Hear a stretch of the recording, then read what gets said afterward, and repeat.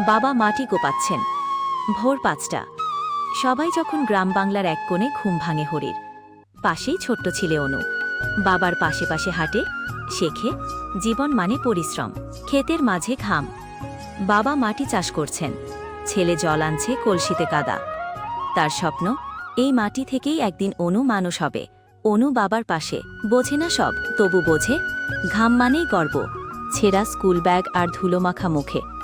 যেখানে বাবা নিজে পড়তে না পারলেও ছেলেকে পড়ালেখা করানোর স্বপ্ন দেখেন।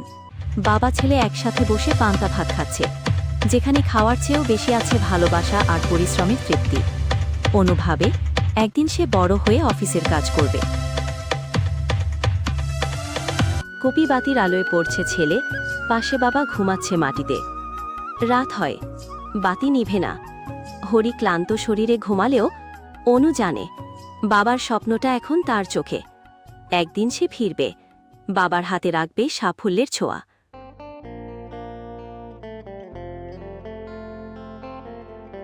বড় হয়ে অফিসে যাচ্ছে অনু, বাবাকে জড়িয়ে ধরছে। যাওয়ার আগে, সময় বদলায়, মাটি বদলায় না। প্রতি সফল ছেলের পেছনে একজন পরিশ্রমী বাবা থাকেন। শ্রদ্ধা সকল এই বাবাদের প্রতি, যারা ছেলেদের স্বপ্নের জন্য নিজেকে উৎসর্গ করেন।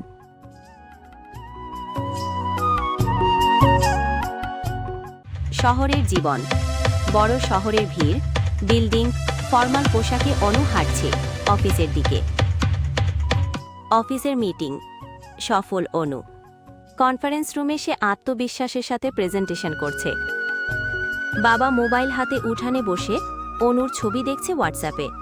অনু ফোনে জিজ্ঞেস করে, বাবা ঠিক আছো তো? তোমার এত পরিশ্রমের উৎস কোথা থেকে?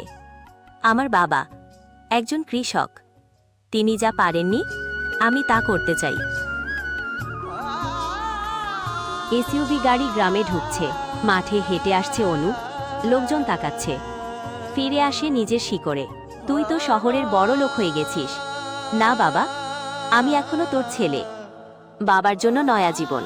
অনু বাবার জন্য বানায় নতুন ঘর। তুমি আর কুড়ে ঘরে নয়। নতুন বাড়িতে চারপাশে সবকিছুই তার স্বপ্নের মতো, আর সেই স্বপ্ন এখন জীবন্ত। বাবা সারা জীবন কুড়ে ঘরে কাটিয়েছেন। তার সেই স্বপ্নকে বাস্তব করার জন্য বড় মেয়ে চাকরি শুরু করে, আর অনেক কষ্ট করে একসময় বাবার জন্য এক নতুন বাড়ি তৈরি করে।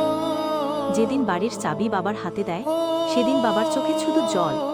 তার স্বপ্ন পূরণ হয়েছে, মেয়ে তার সম্মান ফিরিয়ে দিয়েছে। নতুন বাড়িতে চারপাশে সবকিছুই তার স্বপ্নের মতো, আর সেই স্বপ্ন এখন জীবন্ত।